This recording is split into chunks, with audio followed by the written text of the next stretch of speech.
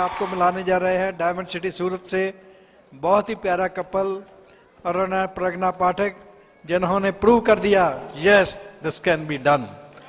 तो आज जब उनकी सेलिब्रेशन होगी तो आपने विजुलाइज करना है कि वो आपकी सेलिब्रेशन हो रही है और आप भी स्टेज पर होंगे। सो मेरी वाइफ उनके बारे में बोलें कुछ। हम इनको डायमंड क्लब में मिले थे, तब हमें पता चला कि इनकी जो वाइफ है she is very humble, she is hard worker. तो उसे पूछा डायमंड बनने का सीक्रेट क्या? कहती मैं डाउनलाइन को प्यार करती हूँ, अपलाइन को प्यार करती हूँ, बुक्स की दीवानी हूँ, सेमिनार की दीवानी हूँ, CD VCD की दीवानी। उसी ने मेरे को डायमंड बना दिया। So this is the message. Thank you very much.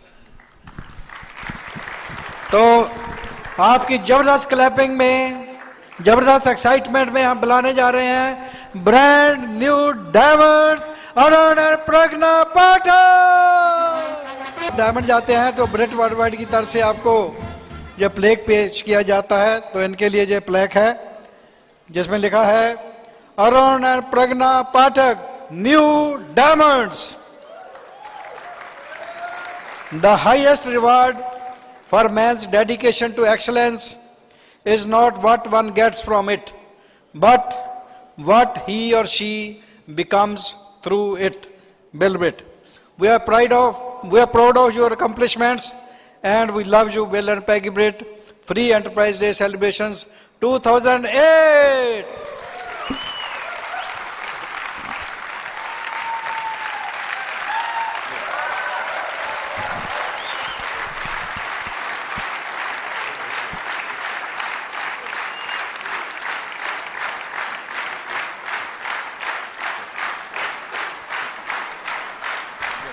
Thank you. Thank you. Thank you.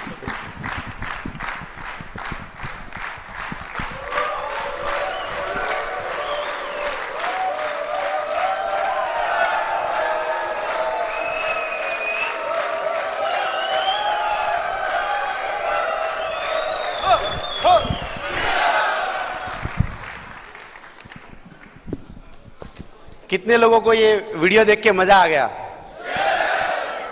अगर मैं 100 साल भी नौकरी करता तो मेरा ऐसा वीडियो कभी नहीं बनता। But thanks to Amway and ब्रिट worldwide and our great line of sponsorship, जिनकी वजह से आज इस स्टेज पर हम हैं। हमें पर्सनली स्पॉन्सर किया है great couple mega emeralds going diamond in EDC, doctor Sangeeta and Shankar Devraj, जो ना सिर्फ हमारे अपलाइन है, हमारे ट्रू फ्रेंड्स है, अच्छे गाइड है, हमारी जिंदगी का एक हिस्सा है। और हमारे अपलाइन डबल डायमंड है कुमार एंड अंजलि शिवराम, जिनका बिजनेस करने का अंदाज, उनका साइज ऑफ बिजनेस हमेशा डुप्लीकेट करने का मन होता है और उसी तरह का हमारा बिजनेस हो जाए, ऐसा हमारा ड्रीम है।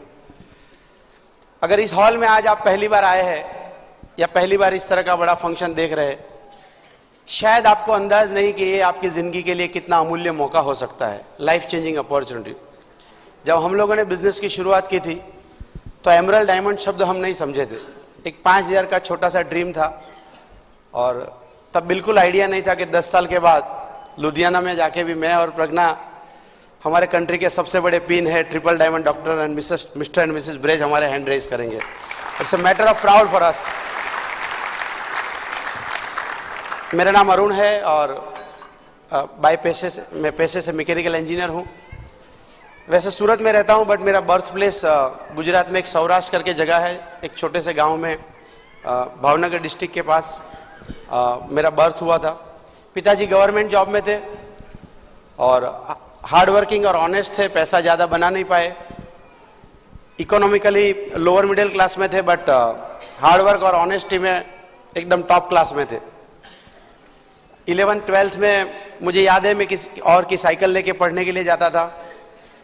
किसी ने मुझे यूनिफॉर्म सिला के दी थी और इंजीनियरिंग में जब इंजीनियरिंग कैलकुलेटर लेने का वक्त आया, काफ़ी सारा शोर बकोर हुआ था, क्योंकि उस जमाने में 450 रुपये नहीं थे हमारे पास। इंजीनियर बनते ही मुझे लगा कि हमारे ज़िंदगी के जितने भी फाइनेंशियल चैलेंजेस हैं सब खत्म हो जाएंगे। मुझे याद है लास्ट ईयर में मैंने मेरी सिस्टर को बोला था कि 5 साल जाने दे तू, हमारे पास घर और गाड़ी सब कुछ आ जाएगा। बड़ी मुश्किल से बजाज स्कूटर ले पाया 5 साल के बाद। मुझे समझ में आ गया कि नौकरी पसंद करके मैंने गरीब रहने का रास्ता चुन लिया है। और काफी सारे ऑप्शंस के बारे में मैं सोचता रहता था, बट फाइनेंशियल लिमिटेशन की वजह से कभी कोई बिजनेस कर नहीं पाया। मुझे याद है शुरू के दिनों में मेरे दिमाग में एक कैरियर बनाने का भूत था। मैं सोचता था जीएम बनूंगा, वाइस प्रेसिडेंट बनूंगा, डिपार्टमेंट हेड बनूंगा, कितने सारे आदमी हमारे नीचे होंगे। तो मैं काफी वर्कोलिक था, सब कुछ छोड़ के फैक्ट्री में पड़ा रहता था। मुझे याद है प्रज्ञा कई बार मुझे बोलती थी मैं भी जॉब करूं क्या। मैं समझता था मैं जॉब में बिजी रहता हूं, वेल्डिंग कटिंग ये सब काम के बीच में, इसलिए ऐसा बोलती होगी। समझने में मुझे 13 साल लगे, मेरी सैलरी कम है इसलिए ऐसा बोलती है। Anyway, if you are hard working, God has his own ways to reward you. और मैं एक प्रोजेक्ट वर्क में इन्वॉल्व था और सिमिलर प्रोजेक्ट हमारी एक ग्रुप ऑफ कंपनीज में भी बॉम्बे में होने वाला था। उनको एक एक्सपर्ट इंजीनियर की जरूरत थी जिनको ऐसा अनुभव हो।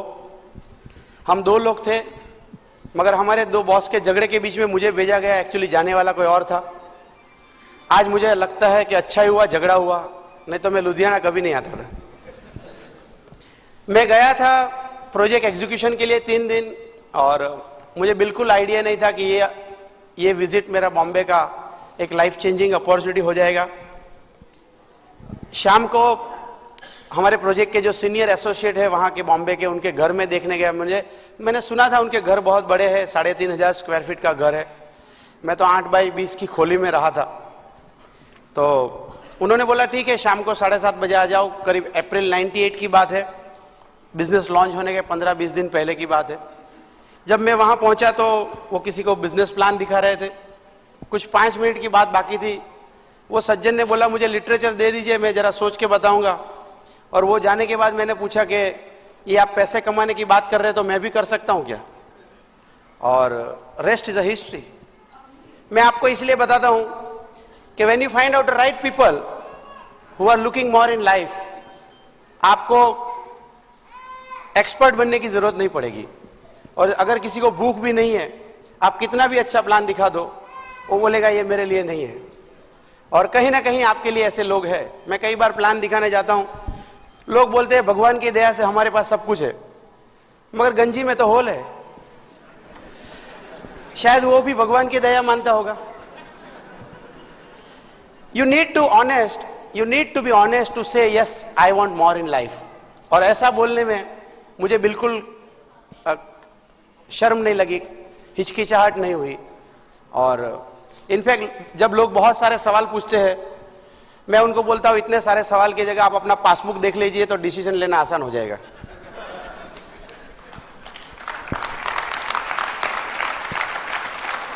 जब पहली बार हमारे घर पे किट आया, हमें बिल्कुल आइडिया नहीं था, क्योंकि मैंने कभी पूरा प्लान नहीं देखा था। कॉर्पोरेशन के बारे में इतनी इंफॉर्मेशन नहीं थी। प्रोडक्ट का प्राइसिंग देख के डेफिनेटली थोड़ा डर गए थे। 300 रुपये का शैम्पू। अभी जब इंजीनियरिंग के फी के पैसे नहीं थे, यूनिफॉर्म किसी ने सिला के दिया था, तो 300 का शैम्पू मेरे लिए क्या, मेरे बालों के लिए भी वो सपना था।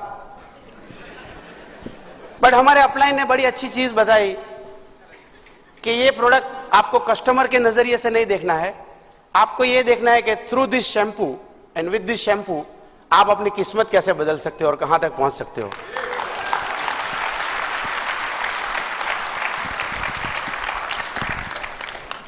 और उसके बाद कभी प्राइसिंग के बारे में कोई कंफ्यूजन नहीं हुआ।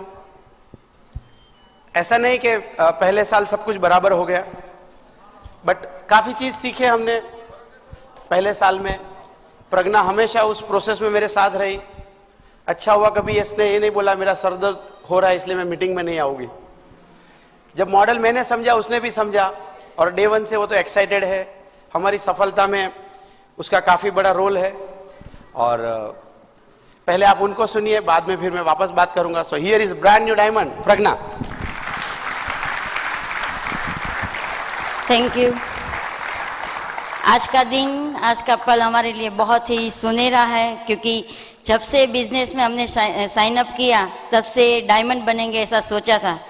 काफ़ी लोग ने एमवे का नाम भी नहीं सुना है और हमें भगवान ने मौका दिया, एमवे का नाम भी सुना और जो भी सोचा था वो डायमंड भी बन गए। तो भगवान के हम खूब ही आभारी है। और मेरा सौराष्ट्र में जन्म है, भावनगर नाम शहर है, और 17 साल के बाद मेरा जन्म हुआ। और मेरा और अरुण का लाइफस्टाइल देखेंगे तो बिल्कुल उल्टा सीधा है। उसका लाइफस्टाइल आपने देखा और मेरा देखा, सुनेंगे तो ऐसा लगेगा कि शादी कैसे की। और 17 साल के बाद मेरा जन्म हुआ तो जो मैंने मांगा वो मिला। कभी ड्रीम बनाया नहीं, ड्रीम क्या चीज़ है मुझे मालूम नहीं था। और जैसे जैसे बड़ी हुई तो स्कूल में डाला। कभी भी मन नहीं होता था तो दादाजी के पास चली जाती थी और कहती थी आज स्कूल नहीं जाएंगे, तो मम्मी पापा वहाँ आ ही नहीं सकते थे। तो ऐसा कुछ ड्रीम था ही नहीं। जैसे बड़ी हुई, शादी की बात होने लगी, पहले ही देखा लड़का इंजीनियर, सब लोग खुश थे, एक दूसरे ने हाँ बोल दिया।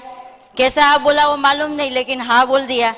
कभी किसी को पूछा नहीं कि तनख्वाह कितनी है क्या है, वो भी पढ़ाई कर रहे थे और सब लोग बहुत खुश थे। तो मैं भी खुश होकर हाँ बोल दिया कि चलो आप लोगों को अच्छा लगता है तो कर लो, इंजीनियर लड़का है तो जीवन अच्छा जाएगा, ऐसा सब लोग बोलते थे।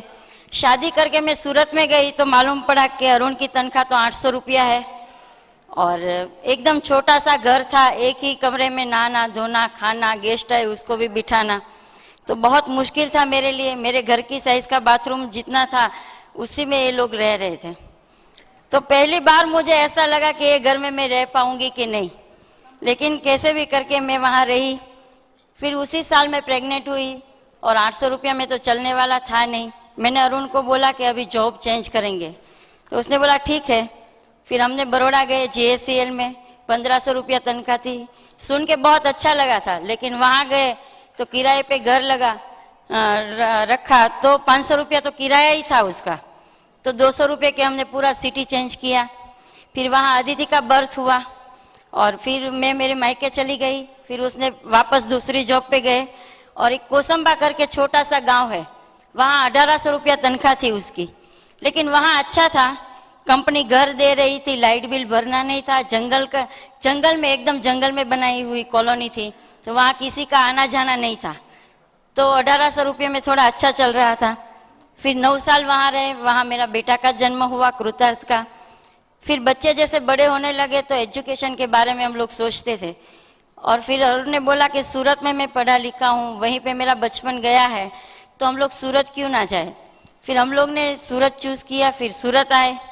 सूरत आने के बाद 2 साल के बाद हम लोगों को ये बिजनेस मिला। जब सूरत आए तब रिलायंस में जॉब करते थे, जाने का टाइम पक्का था, आने का टाइम कुछ पक्का नहीं था। तो वो भी एक टेंशन था मेरे लिए, नया सिटी था। तो मुझे भी लगा कि मैं भी कुछ ना कुछ करूं, क्योंकि घर भी हमने लोन पे लिया था। तो 5-7 हज़ार आए तो अच्छा है। तो मैं अरुण को बोल रही थी कुछ ना कुछ कहीं जॉब मिल जाए मुझे तो अच्छा है, लेकिन उसने मेरे को मना किया कि तू घर संभाल, पैसा कमाना मेरा काम है। और वो कंपनी के काम से बाहर गए, वहाँ उसने बिजनेस देखा, बिजनेस देख के आए, उसको अच्छा लगा। उसने आके मुझे बोला कि प्रज्ञा तू कुछ ना कुछ करना चाहती है तो एक बिजनेस देख के आया हूँ, बहुत अच्छा है। उसी 2 दिन दरमियान हम सूरत में गए, होम प्लान था, अच्छे लीडर का प्लान था। और वहाँ जाके हमने होम प्लान में देखा कि 5,000 तो आएगा, लेकिन मेहनत करने के बाद 50,000 भी आप कमा सकते हो। तो 5,000 का सोच के गए थे, 50,000 सुना तो मैं तो बहुत एक्साइटेड थी। और उसी टाइम मैंने अरुण को बोला ये बिजनेस तो अच्छा है, हम लोग करेंगे। उसने हाँ बोला। फिर घर पे गए, लिस्ट बनाया 13 लोगों का। फिर अरुण ने बोला कि 4-5 महीने के बाद ये बिजनेस शुरू करेंगे। मैंने बोला क्यों? उसने बोला थोड़ा पैसे का इंतजाम हो जाने दे, 4,400 का, बाद में ये बिजनेस करेंगे। तब मुझे एक ख्याल आया कि 13 साल के बाद, शादी के 13 साल के बाद अगर 4,400 की भी हमें राह देखनी पड़ती है तो कुछ करना चाहिए, ऐसा नहीं लगता है? मैंने बोला पैसे का प्रॉब्लम है, मेरा और बच्चों का पैसा था जमा किया हुआ, और उसी पैसे से हमने बिजनेस शुरू किया। मैं बहुत एक्साइटेड थी। वो जॉब पे जाते थे और मैं सबके साथ बातें करती थी। सब लोगों ने बोला प्रज्ञा बेन ये बिजनेस चलने वाला नहीं है, ये अमेरिका में चलेगा, इंडिया में नहीं चलेगा। फिर मेहनत करते हुए हमारे टावर वाले ने सबने देखा, आउट स्टेशन बिजनेस बढ़ाने लगे हम लोग, वहाँ से अच्छा रिस्पॉन्स आने लगा। और हम लोग बहुत एक्साइटेड थे कि बिजनेस तो अच्छा चल रहा है। फिर सब लोगों ने बोला अरुण भाई की अच्छी खासी जॉब है, इंजीनियर है, रिलायंस में इतनी अच्छी जॉब है, तो फिर आप इतनी मेहनत क्यों करवाते हो। फिर मैंने बोला मेहनत नहीं है ये, इसमें रॉयल्टी बिजनेस है। लेकिन उन लोगों का कुछ ड्रीम नहीं था, वो मुझे मालूम हो गया और हम लोग मेहनत करते ही गए। फिर 2-3 साल बाद के अच्छा खासा चेक आने लगा। बीच बीच में हमारे अपलाइन आते थे और एक बार अपलाइन ने आके हमें पूछा कि प्रज्ञा बेन आपका ड्रीम क्या है। तो मुझे तो बहुत आश्चर्य लगा, आज तक अरुण ने भी नहीं पूछा मेरा ड्रीम क्या है और अपलाइन ने पूछा, और मेरा फेथ बढ़ गया। और मैंने बोला ड्रीम तो मेरा घर घंटी है, क्योंकि जब गेहूं पिसाने के लिए मुझे जाना है तब मैं अरुण की राह देखती हूँ। जब से बैठती हूँ पीछे पिसा के आती हूँ गेहूं, तब तक वो इतना बोलते हैं, मुझे ऐसा लगता है मैं अकेली चली जाती तो अच्छा था। तो मेरा तुरंत का ड्रीम था, कभी सोचा भी नहीं था और घर घंटी बोल दिया। और उसी साल मेरे घर में वो घर घंटी आई, तो मुझे और फेथ बढ़ गया कि बिजनेस में तो ड्रीम भी पूरे होते हैं। और हम करते गए, अच्छा रिजल्ट आया, अच्छी पिन भी मिली, घर का लोन भी जल्दी से ख़त्म हो गया। और मेरी बेटी जो है भरतनाट्यम में, वो सिलेक्ट हुई थी पेरिस जाने के लिए। तो पहले मैंने मना किया था कि अभी नहीं जाएगी तू, लेकिन उसके पापा ने बोला था बिजनेस के जरिए ही तेरे को भेजेंगे। वो भी 20 दिन पेरिस जाके आई, तो वो भी बहुत खुश थी। सब लोग बोलते थे आप लोग बिजनेस करने में बहुत बिजी हो, आपके बच्चे को कहीं घूमने फिरने नहीं लेके जा रहे हो। सब लोग सैटरडे संडे बाजू के गार्डन में ही जाते थे और बहुत खुश रहते थे कि बच्चों को कहीं घुमाने के लेके आए। और मैं तो घर में बैठी रही थी और बच्चे के साथ ऐसे ही बातें करते दिन बिता रहे थे। और जब भी हम लोग बच्चे के साथ पटाया गए, तो काफी बच्चे ने बोला कि जब अंकल आंटी आए अदिति कृतार्थ के मम्मी पापा, तब आपने बिजनेस क्यों नहीं किया, वरना आज हम उसके साथ पटाया जाते। और ये बिजनेस के जरिए हम 11 बार जाके आए कंट्री के बाहर, और देखिए लोग 11 गार्डन भी नहीं घूम पाए बच्चे के साथ। ये बिजनेस में बहुत फर्क है, लेकिन जो भी कुछ मिलेगा, जो भी ड्रीम है, वो पीछे जरूर आपके पूरे, पहले मेहनत करना है। और एक बार दिल दे के मेहनत करोगे तो सब कुछ आसान है। और अरुण का जॉब भी ऐसे ही छूट गया, क्योंकि बहुत मेहनत करवाते थे, खून का पानी बना देते थे वो लोग। बॉस का गुस्सा घर पे आके निकालते थे मेरे पर। तो मुझे भी ऐसा लगता था कि रिलायंस की जॉब करते हैं, लेकिन मेरे लिए थोड़ी करते हैं, मुझे भी कभी। लेकिन ब्रीड सिस्टम के जरिए देखिए पति पत्नी कैसे रहना है, वो यही एक बिजनेस में ब्रीड सिस्टम ही सिखा सकता है, और कोई नहीं। पति पत्नी को नजदीक लाने में, एक दूसरे को पहचानने में ये ब्रीड का बहुत ही बड़ा रोल है, वरना जिंदगी ऐसे ही चली जाती है, एक दूसरे को पहचान नहीं पाते कभी भी। मेरे समाज में मैंने कितने केस ऐसे देखे हैं कि पूरी जिंदगी ऐसे ही निकल जाती है, लेकिन वो एक दोनों में से एक नहीं रहते हैं, तब मालूम पड़ता है वो कितनी अच्छी थी, वो कितने अच्छे थे। ये ब्रीड सिस्टम में वो सुनना नहीं पड़ेगा, अच्छी तरह एंजॉय करते हैं। आज दोनों का ड्रीम एक है, गोल एक है, और ये बिजनेस में बहुत ही अच्छी तरह काम कर रहे हैं। तो ये सब कुछ है ब्रीड वर्ल्ड वाइड में। प्रेम क्या है, पति पत्नी नजदीक, एक ही छत के नीचे सारे कितने जॉइंट फैमिली रहते हैं, वो सब यही बिजनेस में होते हैं, और काफी कुछ मिलता है। अगर दिल से करेंगे तो आपके भी ड्रीम पूरे होंगे। Thank you. प्रज्ञा से जब शादी की बात हुई, वो खुश थी, मैकेनिकल इंजीनियर है, उसको कहाँ पता था कि उसके मुंह से वेल्डिंग के स्पार्क निकलते हैं। क्या करूं, सालों भर का एसोसिएशन, पूरा दिन में जिन लोगों के साथ रहता था, ऐसे शब्द थे जो मैं आपको बता नहीं सकता हूं। और पॉजिटिव एसोसिएशन का मौका इधर ही मिला। आज वो बोलती है कि 17 साल का मैकेनिकल इंजीनियर की जिंदगी के साथ जो रही हो, उससे अच्छा है 10 साल का ब्रिज स्टूडेंट अच्छा है। आपके वेल्डिंग स्पार्क को फूलों में कन्वर्ट करने की एबिलिटी ये सिस्टम में ही है। कई बार तो आदमी को पता भी नहीं लगता है कि स्पार्क निकल रहे हैं। और क्योंकि स्पार्क निकलते थे, हमारी जर्नी भी बहुत होती थी। हम लोग सूरत में रहते थे, प्रज्ञा का मैका 400 किलोमीटर दूर भावनगर में है। थोड़ा ज्यादा स्पार्क निकला तो भावनगर चली जाती थी वो, और 5-15 दिन में मैं समझ जाता था कि प्रज्ञा तो चाहिए, टिफिन कौन बनाएगा, तो मैं वापस उसको लेने के लिए जाता था। तो ऐसी हमारी जर्नी बहुत हुई, सूरत भावनगर। सभी ढाबों के बारे में पता है बीच में जितने भी आते हैं। But thanks to Amway and Britt worldwide, पिछले 9 साल में करीब 11 कंट्री में मैं और प्रज्ञा जाके आए। मुझे याद नहीं है हमारे कोई सीनियर कलीग, हमारे बॉस या मेरे साथ में काम करने वाला हर साल हर नवंबर में अब्रॉड जाता हो। ऐसा आप भी देख लीजिए, आज आपके आजू बाजू में ऐसे कितने लोग हैं। शायद जिंदगी में एक बार जाएंगे और उसके लिए कितनी सारी कुर्बानी कर देनी पड़ेगी। सो ये मौका है। हालांकि सब लोग तो ऐसा नहीं समझेंगे। मेरा पड़ोसी शुरू में मुझे बोलता था ये बिजनेस इंडिया में नहीं चलेगा। मुझे सरप्राइज लगता है, इतनी सारी नॉलेज है तो वो चिदम्बरम की जगह पे क्यों नहीं है। अच्छा ही हुआ मैंने उसकी बात नहीं मानी। वो स्कूटर चलाता था, आज भी स्कूटर चला रहा है। अगर मैं उसकी बात मानता तो आज 2 लोग स्कूटर चलाते थे।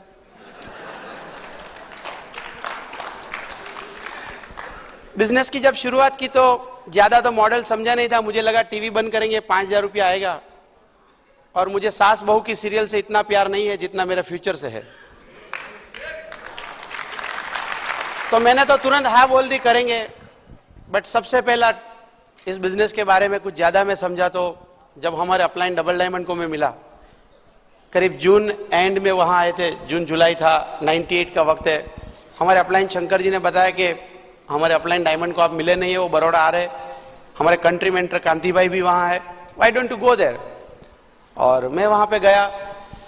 मुझे याद नहीं आज करीब करीब इतनी ही गैदरिंग होगी वहां पे, उन्होंने क्या बताया। बट एक चीज मेरे दिल में जो हिट कर गई वो ये है, मैं समझ पाया कि 2 चीज में वो हमसे बहुत आगे है। एक तो उनके पास मर्सिडीज बेंज है।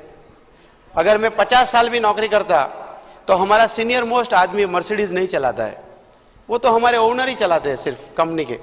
यानी फाइनेंशियली मैं बीट नहीं कर पाता। जो चीज मुझे मेरी जिंदगी में 60 साल में नहीं आएगी वो उनके पास 34-35 साल में है। और दूसरी चीज मैं समझा कि is a full time father. ये फुल टाइम फादर शब्द मैंने 35 साल तक मेरी जिंदगी में कभी नहीं सुना था। नौकरी करता तो by default full time grandfather जरूर बन जाता था। But thanks to this business उसी बाद मेरा कमिटमेंट बढ़ा। और आप देखिए नेक्स्ट 4.5 years के पार्ट टाइम एफर्ट के बाद ये मेरी जिंदगी का 6ठा साल है रिटायरमेंट का। मैं जॉब पे नहीं गया।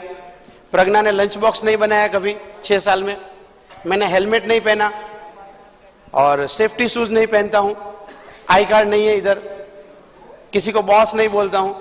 और पिछले 6 साल में मैं मेरे पेरेंट्स के साथ, हमारे बच्चों के साथ और प्रज्ञा के साथ जितना मैंने वक्त निकाला उतना मेरी पिछली जिंदगी में मैंने कभी नहीं निकाला है। Thanks to Amway and ब्रिट worldwide.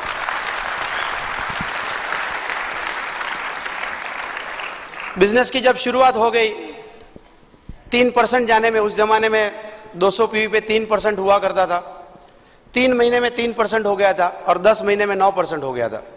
हर महीने करीब करीब 1% अच्छा ग्रोथ था। उतना 1% इंक्रीमेंट तो जॉब में नहीं था।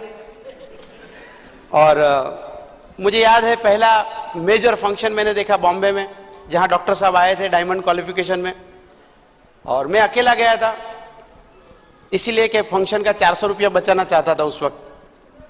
और मुझे याद है कुमार भाई ने बोला कि फंक्शन देखते ही तो समझ जाएगा कि प्रज्ञा को नहीं लाके तूने गलती की है।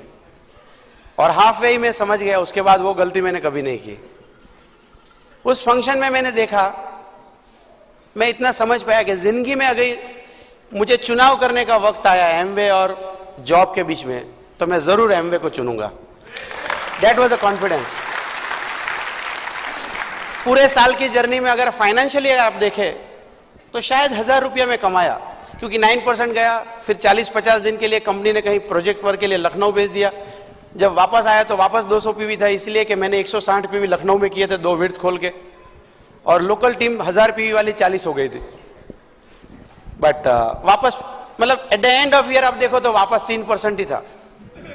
मुझे याद है हमारे अपलाइन से जब मैंने बात किया तो उन्होंने बोला कि भाई गाड़ी में पेट्रोल खत्म हो जाए तो गाड़ी छोड़ सकते हो या तो नया पेट्रोल डाल सकते हो। He was talking all about new expansion. और उसके बाद कभी देखा नहीं। बट पहले साल में ज्यादा पैसा बना नहीं पाया। उससे ज्यादा अधिक पैसा शायद मैंने टूल्स में डाला, फंक्शंस में डाला। ज्यादातर लोग बोलते थे इंजीनियर हो, इतना एफर्ट अगर जॉब में लगाओगे तो तरक्की हो जाएगी, अच्छी इंक्रीमेंट हो जाएगी। I want to spoil your career. उनकी नजर में शायद वो सच था। बट 1 साल के एंड में हमारे अंदरूनी जो चेंज आए थे वो उनको पता नहीं था। मैं समझता था 5,000 रुपये का बिजनेस है, बट 1 साल के बाद मैं समझ पाया कि 5,000 नहीं 5 लाख और 5 करोड़ भी कमा सकते हैं इससे। At the end of 1 year मैं समझ पाया कि अपलाइन रिलेशनशिप की क्या वैल्यू है। हमारे जितने ट्रांसपेरेंट रिलेशन हो गए उतना ही ये बिजनेस में अच्छी तरह से कर पाऊंगा। कॉर्पोरेशन के बारे में मुझे कुछ भी पता नहीं था। इनफैक्ट 7वां प्रोडक्ट लॉन्च हुआ तो पता चला कि वो एसेट भी बनाते हैं लोग। बट पहले साल के बाद मुझे समझ में आया कि ये तो ग्लोबल कॉर्पोरेशन है, ना सिर्फ इंडिया में बट काफी सारी जगह पे हम ये बिजनेस फैला सकते हैं। ब्रिट वर्ल्ड वाइड सिस्टम के बारे में मैं समझा और यही सब चीज को लेके क्योंकि मेरा उत्साह ज्यादा था, पीपल स्किल के बारे में मैं समझ पाया, प्रज्ञा की क्या वैल्यू है बिजनेस में वो मुझे समझ में आया। और इसीलिए जब दूसरे साल में लोगों के साथ बात करने गया, यही डीप अंडरस्टैंडिंग के साथ अच्छी कम्युनिकेशन स्किल बढ़ा पाया, तो दूसरे साल रिजल्ट अच्छा है और 1,000 को 20,000 करने में टाइम नहीं लगा। मैंने एक बार बिलब्रिट के कैसेट में सुना था, ये बिजनेस में बहुत पैसा है दूसरे साल में, बट अनफॉर्चुनेटली वो पहले साल के बाद ही आता है। और आपको बहुत सारे लोग मिलेंगे जिनको देख के आपको लगेगा इनके घर में क्यों गए आप। जैसे मैं किसी को प्लान दिखा रहा था, वो बोलता है मैंने ज्वाइन किया था मगर करके छोड़ दिया। मैंने बोला क्यों छोड़ा? बोला 6 लोगों को जोड़ा मगर उन्होंने कुछ किया नहीं। मैंने बोला दूसरी बार आपको बोलना चाहिए 7 लोगों ने कुछ नहीं किया है। सबसे ज्यादा इंपॉर्टेंट कौन है? आप। 6 लोगों को लाने वाला कौन है? हाँ, अगर वो 6 चले जाएंगे तो दूसरे 6 को कौन लाएगा? आप लाएंगे। और अगर आप गेम में रहेंगे तो ऐसे लोग हमेशा मिलते रहेंगे। You must believe it. हमारा जो पहला प्लेटिनम लेग है वो फर्स्ट 18 मंथ्स तक हमारे साथ नहीं था। लेग की शुरुआत हो गई थी करीब करीब 7-8 महीने के बाद, बट 9 डीप जाते जाते वहां पे एक सज्जन मिले, उनको मैंने स्पॉन्सर किया। थोड़े ही दिनों के बाद एफईडी था बॉम्बे का, वहां मैं उनको लेके आया। तब तक उनके बहुत सवाल थे। डॉक्टर साहब को उन्होंने सुना, कभी भी सवाल नहीं पूछा। नेक्स्ट 40 डेज में वो क्वालिफाई हो गए सिल्वर। आज तक उन्होंने क्वालिफिकेशन ब्रेक नहीं किया। आज हमारे टीम के एमरल्ड है भरत और भावना बलर, वो डायमंडशिप की तरफ जा रहे। जब वो क्वालिफाई होने लगे तो मेरे और उनके बीच में 8 लोग थे, उसमें से एक की आंखें खुल गई, बाकी की खुल रही है धीरे धीरे। तो उन्होंने भी सोचा कि क्यों ना हम क्वालिफाई करें, बिजनेस इतना अच्छा है। और लास्ट ईयर वो भी ब्रांड न्यू एमरल्ड बने, भूपत और चेतना पटेल। उसके नीचे बहुत सारे लोग क्वालिफिकेशन में इस साल नए एमरल्ड्स और काफी सारे सफायर्स वहां पे आ रहे। जब पहला लेग क्वालिफाई हुआ तो दूसरा ढूंढना नहीं पड़ा, वो मेरे विड्थ में था ही।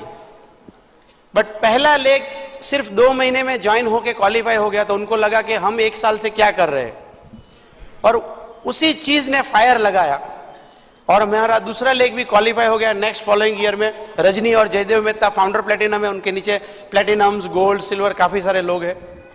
हमारा जो तीसरा लेग है, मेरे दोस्त की फूफी का लड़का है। मुझे लगता था ये तो ज्वाइन नहीं करेगा, ऐसा मेरा ख्याल था जब मैं गया, बट तुरंत ही उसने पैसा दे दिया, काफी सारे लोगों के पास ले गया। आज उसी लेग में प्लेटिनम्स है, नए प्लेटिनम्स आ रहे हैं। अनफॉर्चुनेटली वो लड़का वहां नहीं है, रिन्यूअल फीस उसको थोड़ा ज्यादा लग गया है। हमारा चौथा लेग जो है वो प्रज्ञा की सिस्टर है, उस करीब करीब 99 में स्पॉन्सर किया था। जब बहुत सारे लोग जुड़ते नहीं तो कहीं ना कहीं भाई बहन का तो फॉर्म भर ही सकते ना। मैं 2-4 बार ससुराल में गया तो उसको तरस आ गया कि चलो एक फॉर्म भर ही देते हैं। जब उसने फॉर्म भरा तो एक और सिस्टर को तरस आ गया, 1-8 महीने में उसने भी फॉर्म भर दिया। फिर उनके भाई ने फॉर्म भर दिया, काफी सारा हाथ पैर मारा उधर। और जब तक हम लोग एमरल्ड क्वालिफाई हुए, उस लेग में कोई क्वालिफिकेशन नहीं हुआ। ये वो लेग है जिसको लेके मैं बहुत सारे स्टेट में घूमा, इसलिए मेरा ज्योग्राफिकल नॉलेज भी उस लेग में काफी अच्छा हुआ। और बट आप कंसिस्टेंटली अगर ढूंढते रहेंगे तो कहीं ना कहीं तो हीरो मिलेंगे। और उसी लेग में एक ऑर्थोपेडिक सर्जन और एक इंजीनियर कपल आया इंदौर में, डॉक्टर मिलिंद एंड रुपल शाह। वो प्लेटिनम गए और हमारे साथ ALS क्वालिफिकेशन में भी सेम ईयर में आए। हो हमारा 5वां जो लेग है वो मेरा दोस्त ही है, हम लोग साथ में पढ़ते थे। जब हम लोग प्लेटिनम गए तो जब लिस्ट बनाने के लिए अपलाइन बोलते हैं तो याद आया कि 20 साल पहले एक लड़का भी था मेरे साथ पढ़ता था। उसके घर पे गया, क्योंकि मैं बिजनेस में था, उसने डिसीजन लेने में मना नहीं किया। बट करीब 2-3 साल तक फाउंडर 0% पे रहा।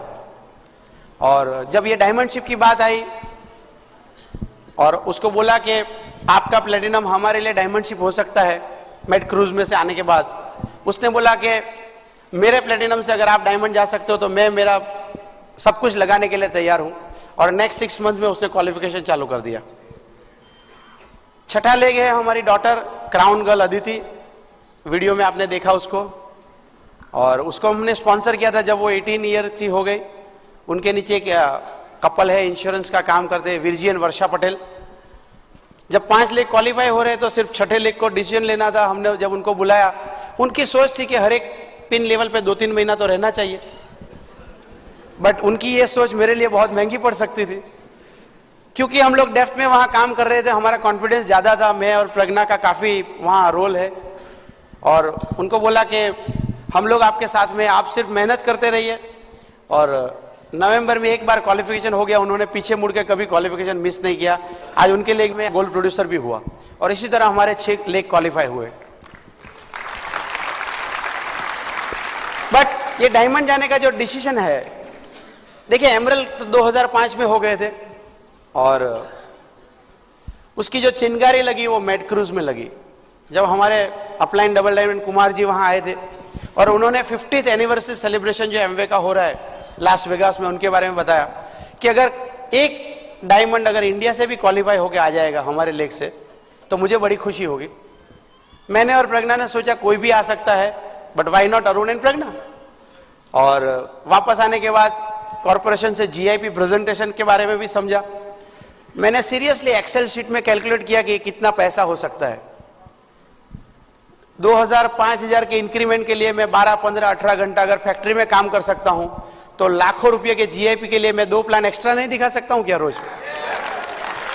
और ये करीब मई 2000 की बात, 2007 की बात है, और उसके 6 महीने बाद एग्जैक्टली नवंबर में क्वालिफिकेशन चालू हुआ और मई 2008 इट वॉज ऑल ओवर। मैं आपको इसलिए बताता हूं कि लेग शायद आपके पास भी होंगे, एक चिंगारी की जरूरत है। और बात रही जब सफलता और फेलियर की, सक्सेस और फेलियर की बात है, आप हमेशा सफलता के नंबर पे फोकस कीजिए, ना सिर्फ एमवे में, हर एक जगह पे असफलता के बीच से तो जाना ही पड़ेगा। कितने लोग कपिल देव को जानते हैं? कपिल देव का नाम सुना है? किसके लिए फेमस है वो? बॉलिंग के लिए। और जब वो बॉलिंग करने जाते हैं उनका गोल क्या है? विकेट लेना। और क्योंकि उन्होंने 434 विकेट्स लिए हैं, he is rated as a top star bowler in India. Not only in India but internationally भी उनका नाम काफी अच्छा रेपुटेशन के साथ लिया जाता है। अगर आप उनकी कैरियर को देखेंगे तो करीब करीब 131 टेस्ट उन्होंने खेले हैं, 27,700 से ज्यादा गेंद उन्होंने डाली है, मगर विकेट मिला सिर्फ 434 में। इसका मतलब हुआ करीब 27,400 गेम पे या तो वाइड बॉल था, या तो नो बॉल था, या लोगों ने उसको चौका और छक्का मार के पिटाई की होगी। आपको क्या लगता है, किसी ने जब चौका और छक्का मारा, कपिल देव ने सोचा होगा मैं क्विट करूं, या उसने सोचा होगा अगली बॉल पे दिखा दूंगा? क्या सोचा होगा? दिखा दूंगा। आप भी जब ऐसा सोचेंगे, जब कोई प्रोस्पेक्ट ना बोलेगा, एक और प्रोस्पेक्ट, आप भी टॉप स्टार बन जाएंगे।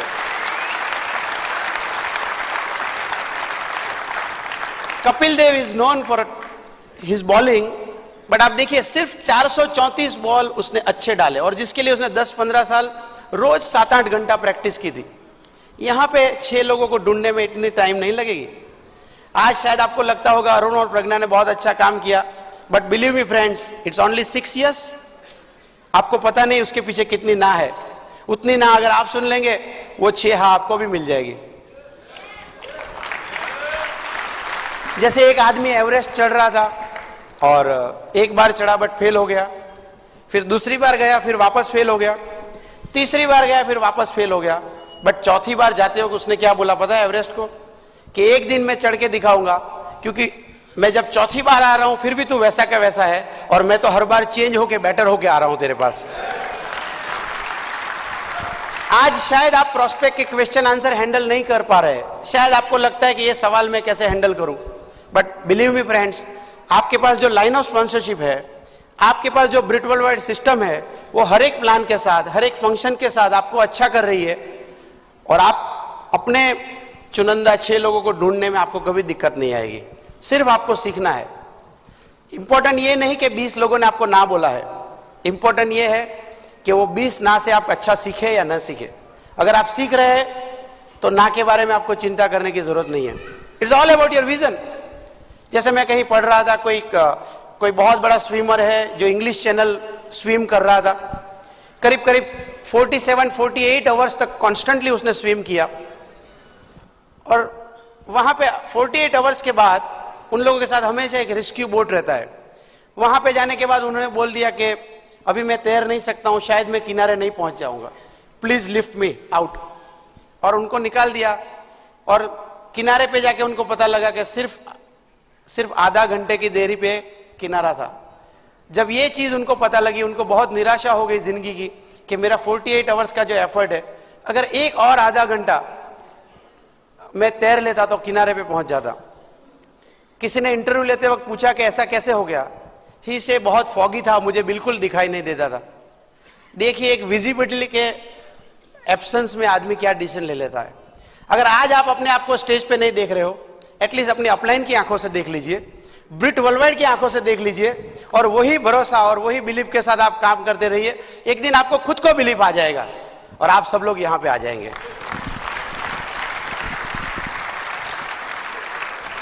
देखिए, होपलेस इंसान कभी भी बनना अच्छा नहीं है। होपलेस सिचुएशन हो सकता है, सिचुएशन में निराशा हो सकती है, बट वो सिचुएशन अगर आपके ऊपर हावी हो जाएगा, आप बोलेंगे कि मैं होपलेस, मैं जिंदगी में कुछ रहा ही नहीं। इनफैक्ट यही तो अच्छा मौका है आपकी जिंदगी का। एक इंसान का, हमारी ये जो योनि है, कितने लोग मानते हैं कि मनुष्य अवतार सबसे बेस्ट अवतार है? आप लोग में कई बार लोग बोलते हैं मेरी किस्मत में कुछ है ही नहीं। अरे भगवान के पास ऑप्शन नहीं था कि आपको कुछ और बनाने का? आपको चिड़िया बना देते थे, आपको कुत्ता बिल्ली बना देते थे। क्यों आप लोग बोलते हैं मेरी किस्मत में कुछ नहीं है? आपकी किस्मत सबसे अच्छी है, इसलिए आप बेस्ट अवतार इंसान के रूप में यहां पे आए हैं। बिलीव मी फ्रेंड्स, हिंदुस्तान में 100 करोड़ लोग हैं। बहुत सारे लोग ऐसे हैं जिन्होंने अभी तक प्लान नहीं देखा है। आप कितना भी जोर मार लो, वो लोग मर जाएंगे, तब तक 100 करोड़ लोगों तक आप नहीं पहुंच पाओगे।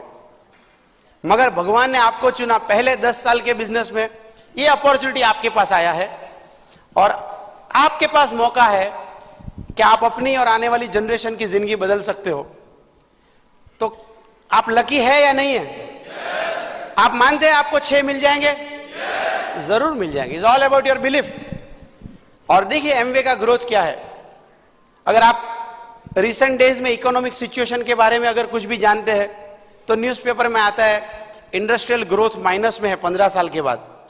और यहां पे ये लोग बोल रहे हैं हम 750 करोड़ से 1000 करोड़ पहुंच गए।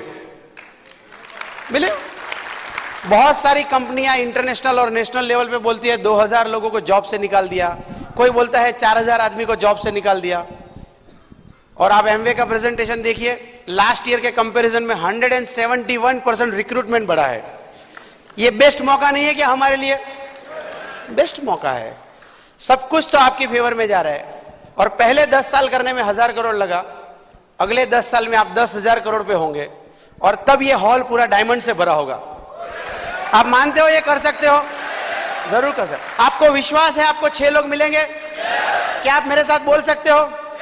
भगवान ने मेरे लिए 6 बनाए हैं, मुझे सिर्फ उनको मिलना है, जाके प्लान दिखाना है। मैं जरूर दिखाऊंगा, कभी टीवी नहीं देखूंगा, कभी टाइम बर्बाद नहीं करूंगा। मैं रोज प्लान दिखाऊंगा। मैं 6 ढूंढ लूंगा, मैं 12 ढूंढ लूंगा, मैं 15 ढूंढ लूंगा, मैं 20 ढूंढ लूंगा। मैं डायमंड हूं, बन के दिखाऊंगा। मैं क्राउन एम्बेसडर जा सकता हूं। चक दे पट्टे।